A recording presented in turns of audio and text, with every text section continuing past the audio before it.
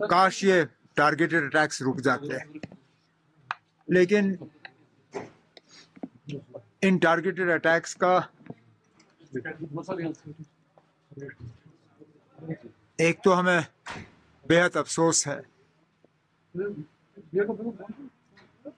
मजम्मत भी करते हैं, साथ साथ हुकूमत से गुजारिश है कि कम से कम सच बोलें। बार बार हम उनसे बयान सुनते हैं कि हालात अब नॉर्मल हो गए हैं, हालात में बहुत बेहतरी आई है, बिल्कुल सुधार आया है। और जब कभी हुकूमत की तरफ से बयान आते हैं तो हमें ये टारगेटेड अटैक्स देखने को मिलते हैं।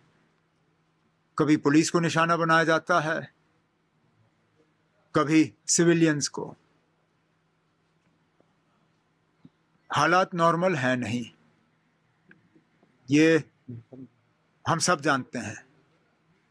हुकूमत लोगों को इन हालात के बारे में गुमराह करने की कोशिश क्यों कर रही है, इसका जवाब सिर्फ हमारे हुक्मरान दे सकते हैं। उमर साहब, ईडी समन आए हैं केजरीवाल को, कैसे देखते हैं आप? कौन सी नई बात है ना? ऐसा कौन सा है अपोजिशन लीडर या अपोजिशन पार्टी जिनको ये समन्स नहीं आई हैं? इससे पहले भी आए हैं, इसके बाद भी आएंगे। यहाँ पे पॉलिटिक्स करने का और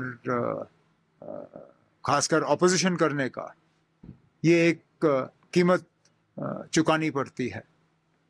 कोई नई बात नहीं है ना ये। और आम आदमी पार्टी में केजरीवाल साहब पहले लीडर नहीं हैं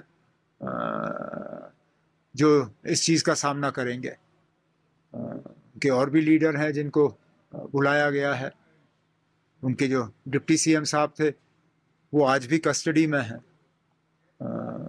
सिर्फ ये उम्मीद करते हैं कि शाम को सवालों का जवाब देने के बाद केजरीवाल साहब घर वापस आएंगे। काश ये टारगेटेड अटैक्स रुक जाते, लेकिन इन टारगेटेड अटैक्स का एक तो हमें बेहद अफसोस है,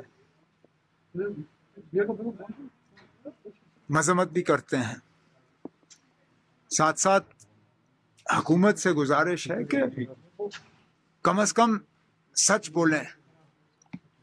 बार बार हम उनसे बयान सुनते हैं कि हालात अब नॉर्मल हो गए हैं, हालात में बहुत बेहतरी आई है, बिल्कुल सुधार आया है।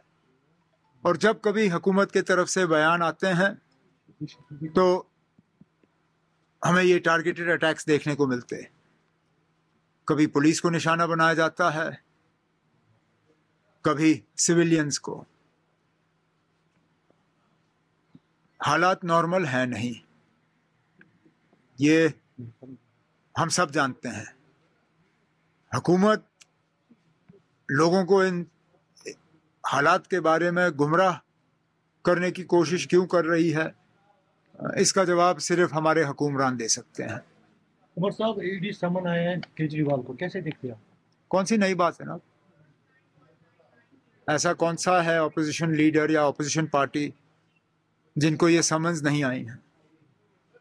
इससे पहले भी आए हैं, इसके बाद भी आएंगे। यहाँ पे पॉलिटिक्स करने का और